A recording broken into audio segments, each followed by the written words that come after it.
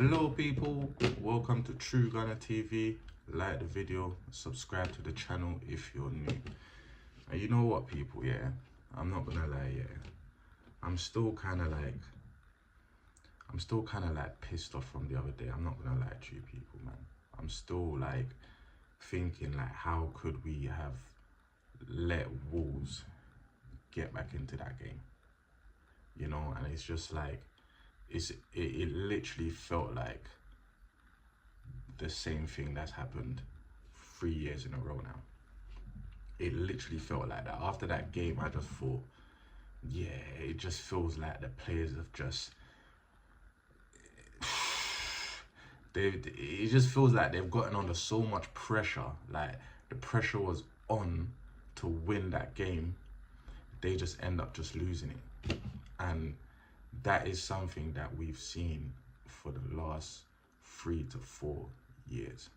But anyways, people, man, I didn't want to really get into that game. I was trying to look forward, but I was thinking, yeah, people, yeah, and I don't know if it's because of the Wolves loss, but I was here and I was thinking, why didn't Arsenal go for a player like Semenyo?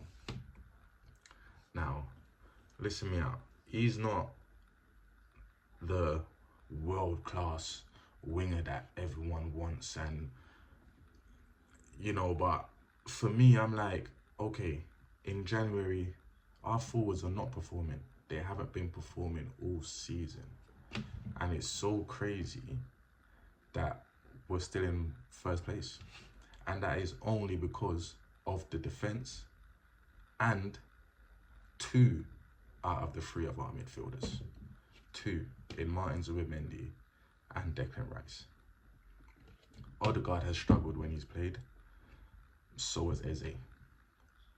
So that third position in midfield, they haven't done enough this season to warrant that first place. So it's because of the defense and the 2 other midfielders that we have. The attackers, it's just nothing. It's nothing. It is, I don't know. And for me, I'm just like, okay, City paid the money to get Semenyo, and look what he's done. Look what he's done. No one expected him to go City and start in every game.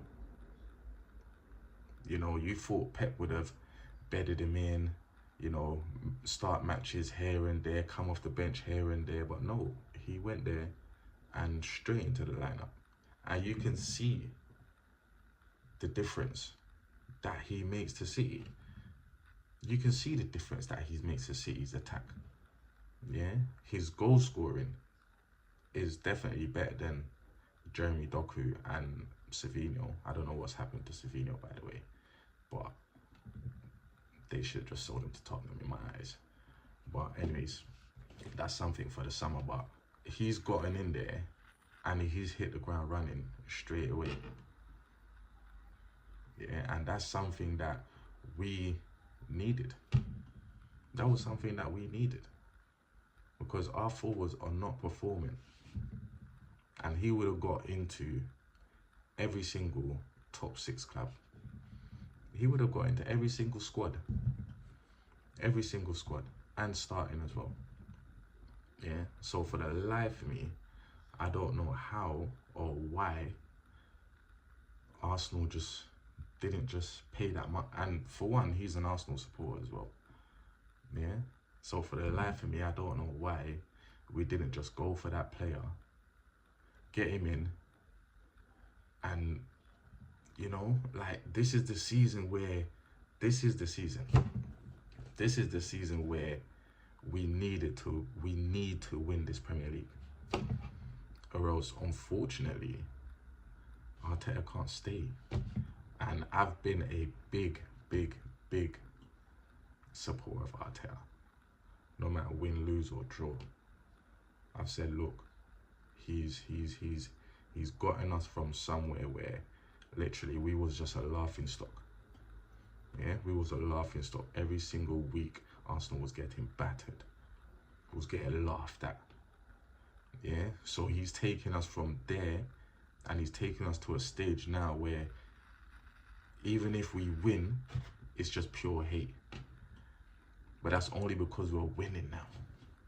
Yeah, so he's gotten us from the you might as well just say from the bottom. And he's brought us somewhere, you know, nearer to the top. But he just needs to get over the line, and that's the thing that's holding him back right now. And for me, if he don't get over the line this season, then I feel like it's kind of pointless giving him another season. Look, we've given him money. Yeah, we've given him the players. He's had the power to pick these players as well. Yeah, so we've given him everything. We've given him every single thing. Yeah. And he still can't get over the line. You know, obviously, all the blame's not, I'm not going to put all the blame on him. I'm not going to put all the blame on him, but at the end of the day, he is the manager. And when you're losing or you can't win, then unfortunately, you know how football works. It's going to come down to the manager. Yeah, and if this season, as I said, if this season you can't get over the line, then unfortunately, it's going to have to change. It's going to have to change, unfortunately. Obviously, you've done a good job up to this point, but we need to get over the line. We need to get over the line. So for the life of me, I don't know how or why we didn't go for a player of Semenyo's quality when it's clear our wingers, they're just not good enough. They're not good enough. Trossard had a good start to this season, but he was never gonna be the guy to take us to the title for the whole season. Likewise, Martinelli. They just wasn't gonna be the two wingers that was gonna take us to the title this season. It wasn't. And then you got Madueke to play on the right, which again, you're not gonna drop Saka, so you've got to play one of them out of position now, which we've seen in the last two games.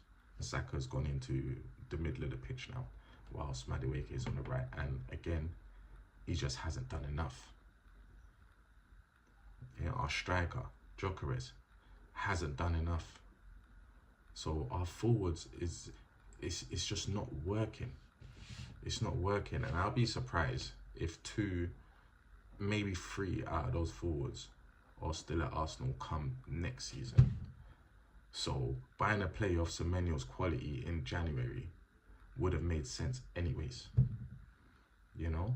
So I don't know why we didn't get a player of his quality, or at least try to buy another player of the quality just to get us over the line. That's all we need. Listen, I don't care how bad or how good of a football we play. We just need to get over the line, bro.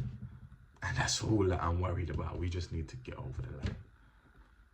And that's it. But yeah, people, man, let me know what you think, man.